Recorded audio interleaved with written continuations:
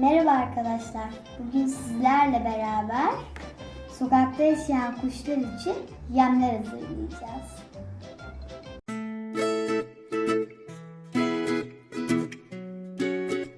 Bir ip yardımıyla bu kuş yemini bir ağaca asacağız.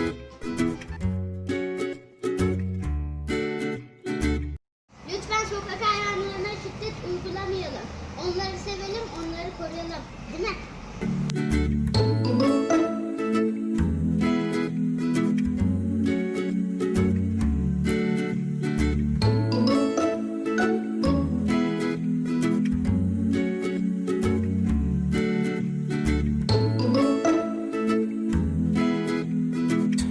Sokak hayvanlarını koruyalım.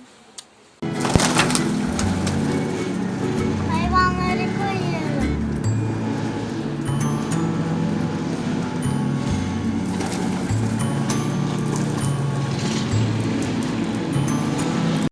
Hayvanları sevmeyen insanları da sevmez. En güzel dostlarımız.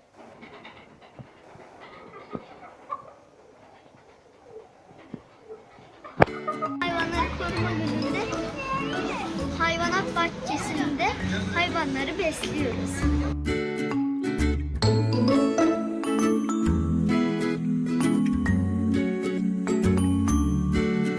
Sevelim, hayvanlarımızı koruyalım.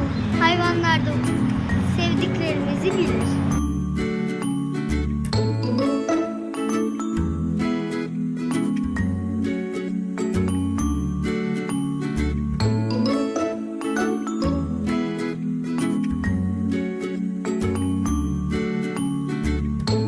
Nerede o? Akıllı mıdır? Akıllı. Aferin sana oğlum. Yani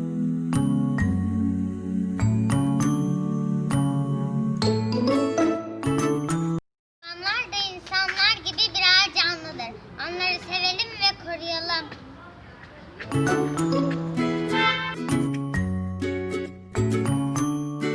Hayvanları korumalıyız. Onlar da bir canlı.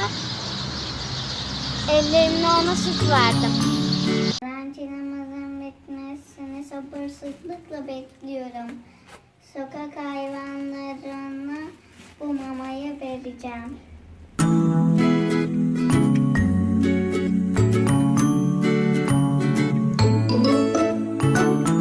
Şimdi sıra diğer hayvan dostlarımızda.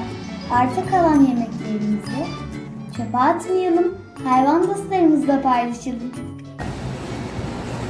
Unutmayın, dostlarımız da bir canlı. Onlara da yemek verip onlara da su vermeliyiz.